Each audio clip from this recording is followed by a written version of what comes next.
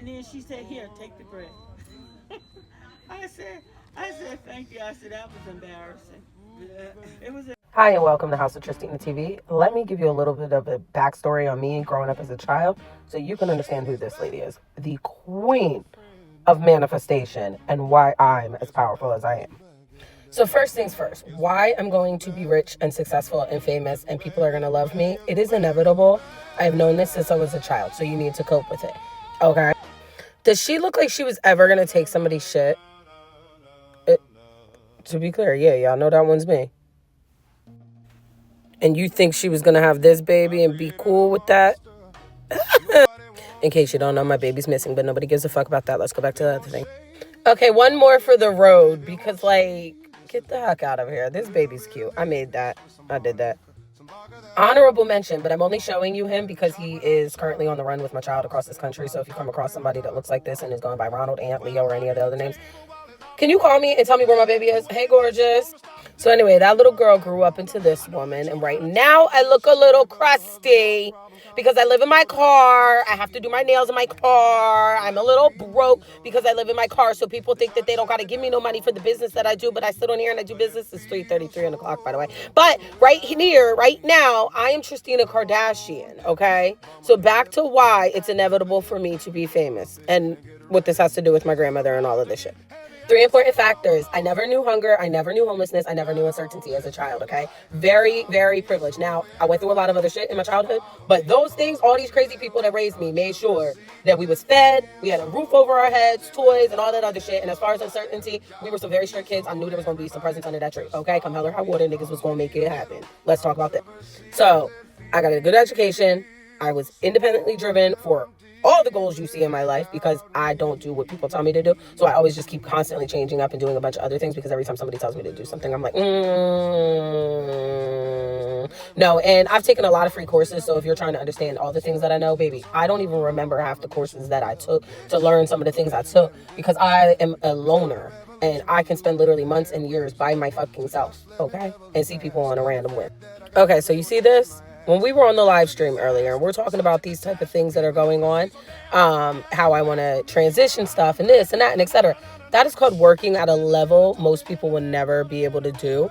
And it is because I spend that time alone. I use my education.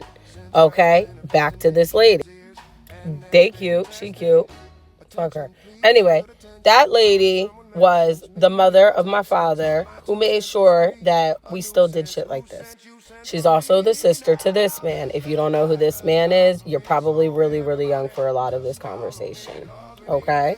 Okay, I'll give you one more clue.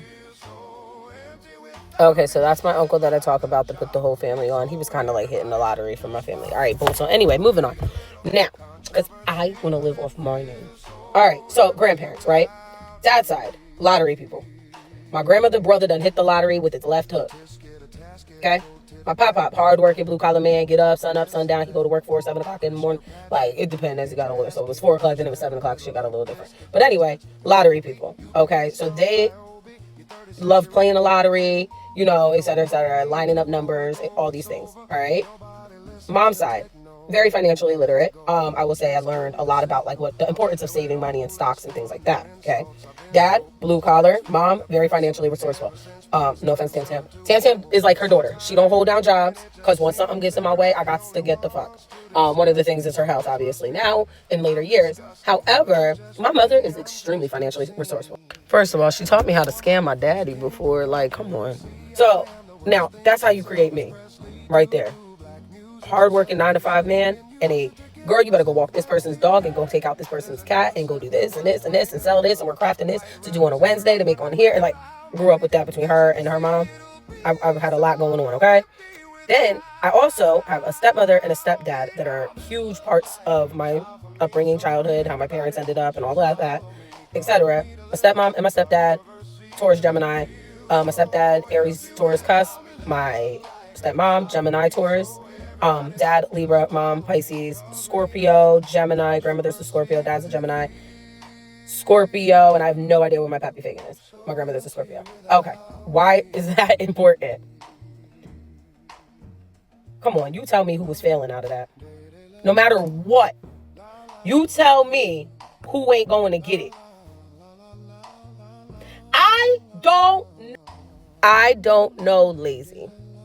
Lazy don't know me. She and I have never met each other. Never, never, never, never.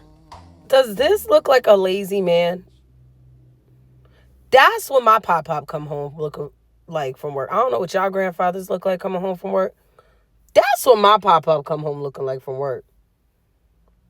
You understand me? That man had legs amputated and still wanted to take his black ass to work. Hi, Mimi. Rest in peace, Mimi. And so with that being said, to show people how unlazy I am, I'm going to start weekly vlogging. I did create a calendar and I set that all up. Please see recent posts regarding these announcements because I want to make sure we're all together as a collective. So we're making multiple videos, throwing it out there so everybody knows, so nobody can act confused. Because when you see my live streams for now, you probably won't be seeing me. You're going to be seeing previous versions of Tristina. This one is actually really good. This is who Ronald got pregnant right here. So you might want to go look at that. That's on the Garbage Graphics YouTube page. But anyway, because here's the thing, Ron out here really convincing himself on all his little burner accounts that I'm just on here mad because I'm not getting nowhere with y'all. We not getting no growth and nobody cares about me or my baby. And that's what's making me crash out because nobody's caring about me or my baby. And the thing is, we all know this ain't nobody just caring about my baby because it would look like this. Nah, no funny shit though. If you don't know, my child truly is missing. If you want to do the work, we have a transcript book that is available in my bio.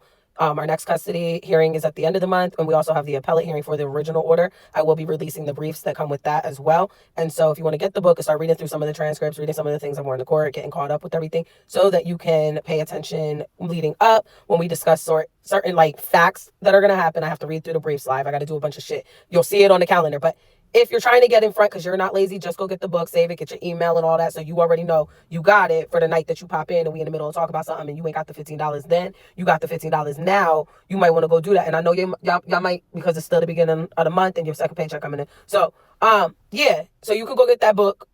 Because again, my baby is missing and these people made this shit happen. And after we figure out whatever's going on in court, I got a feeling Crazy is going to act a little crazy. Now, I'm not trying to manifest it. I'm manifesting Crazy. It's just going to capitulate because I would much rather talk about a bunch of other things on the internet, blow up overnight, and then he's really going to panic because he's going to go, oh, shit, what just happened? Because he's over there manifesting my downfall instead of speaking to, like, attorneys and shit so he don't go to jail for the rest of his life.